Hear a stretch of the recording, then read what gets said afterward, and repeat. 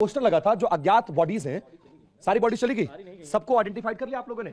देखिए ये वो जगह है, यहीं से मुझे धक्के मारकर निकाला गया था और यहां भी अभी भी उसका प्रमाण है। 1 2 3 4 5 6 7 पोस्टर लगे थे। ये फ्रोजन हाउस है, हम उसके अंदर नहीं जाएंगे, हम अपनी सीमाओं को समझते हैं। ये वो स्वास्थ्य विभाग के तमाम अधिकारी, इनको जरा दिखाइए।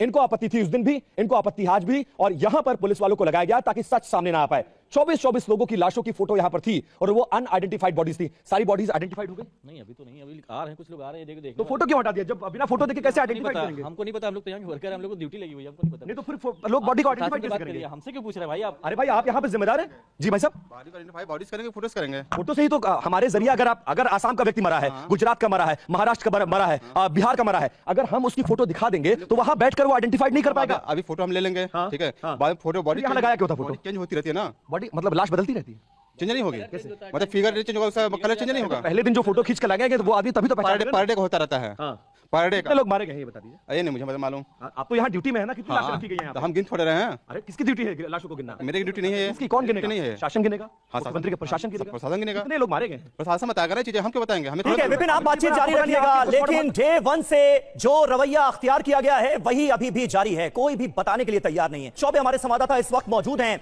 विपिन, ऐसा तो हम अपनी आंखों के सामने होता हुआ, घटता हुआ शायद पहली बार देख रहे हैं कि भगदड़ में किसी की मौत हो और प्रशासन पोस्टमार्टम से इनकार कर दे और परिजनों को यह बताया जाए कि भाई एडवाइजरी जारी हो गई है, पोस्टमार्टम हो नहीं सकता।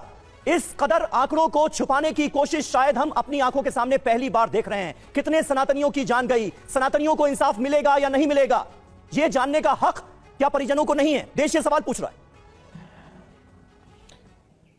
देखिए समीर, जो स्थिति मैं प्रयागराज में देख रहा हूं ये बहुत शर्मनाक है और किसी भी हुकूमत और किसी भी सरकार के लिए डूब मरने वाली बात है। सबसे पहले आप ढिढोरा पीटकर पूरे देश से लोगों को बुलाते हो, फिर आप व्यवस्था नहीं दे पाते हो और फिर व्यवस्था भंग होती है तो लोग बेमौत मारे जाते हैं, पैरों से कुचल कुचल कर मारे जाते हैं। और जब लोग मर जाते हैं तो अपना दामन, अपनी सरकार, अपनी छवि को बचाने के लिए आप उन्हें उन मौतों का सर्टिफिकेट भी नहीं देते हो जो मारे गए। आंकड़ों को कैसे छिपाया जा रहा है? लोग ये दावा कर रहे हैं, जो प्रत्यक्षदर्शी अलग अलग अस्पतालों में गए हैं, घायलों से मिले हैं, उनकी आंखों देखी, पूछा है उनसे, मॉर्चरी में गए हैं, फ्रोजन जहां लाशें रखी जाती है वहां गए, अपनी आंखों से कोई 100 लाश देखने का दावा कर रहा है, कोई 150 लाश देखने का दावा कर रहा है। इस तरह के आंकड़े सामने आ रहे हैं और जो बयानात अब अलग अलग राज्यों से जो लोग आए थे यहां पर स्नान करने के लिए, अपने परिजनों को, उनकी लाशों को लेकर जब वापस पहुंचे, लाशें कैसे दी गई? जबरन डंडे के जोर पर, बंदूक के जोर पर उनसे लिखवाया गया कि लिखो कि तुम्हारे परिजन की मौत भगदड़ में नहीं हुई है, यह सामान्य मौत है। ना उनका पोस्टमार्टम किया जा रहा है, ना उनका पंचनामा भरा जा रहा है, ना उनको डेथ सर्टिफिकेट दिया जा रहा है, ना एम्बुलेंस दी जा रही है। जैसे तैसे प्राइवेट गाड़ियों में लाशों को ठूस कर फरार करा दिया जा रहा है और मीडिया से बचाया जा रहा है अपने चेहरे को छिपाने के लिए। और अफसोस ये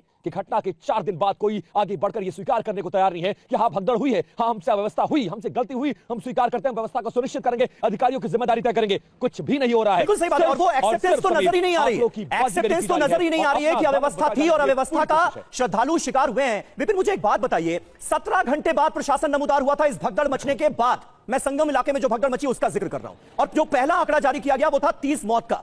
उसके बाद से अब तक कोई आंकड़ा तो जारी ही नहीं किया गया है और वो तो शुरुआती आंकड़ा था। मतलब अब तक कितने लोगों की जान गई प्रशासन आधिकारिक तौर पर बताने के लिए ही तैयार नहीं है और ग्राउंड पर क्या स्थितियां हैं वो तो हम लगातार दिखा रहे हैं, आप लोग लगातार दिखा रहे हैं कि किस तरह से कवर अप करने की कोशिश हो रही।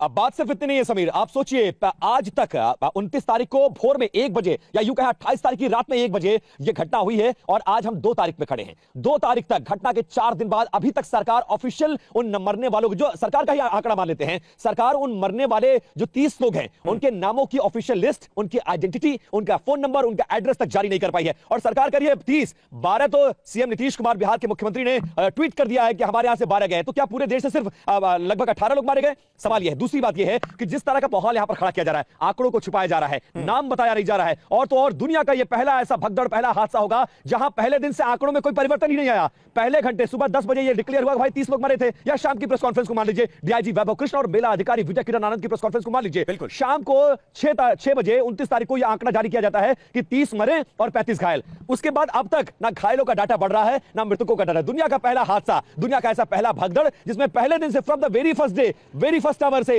आंकड़े टस से मस नहीं हो रहे हैं। किसी अधिकारी की कोई जिम्मेदारी नहीं, सन्नाटा छाया हुआ है, कोई सवाल नहीं पूछ रहा है। लेकिन हम सवाल पूछेंगे क्योंकि हमारी जिम्मेदारी बड़ी है। और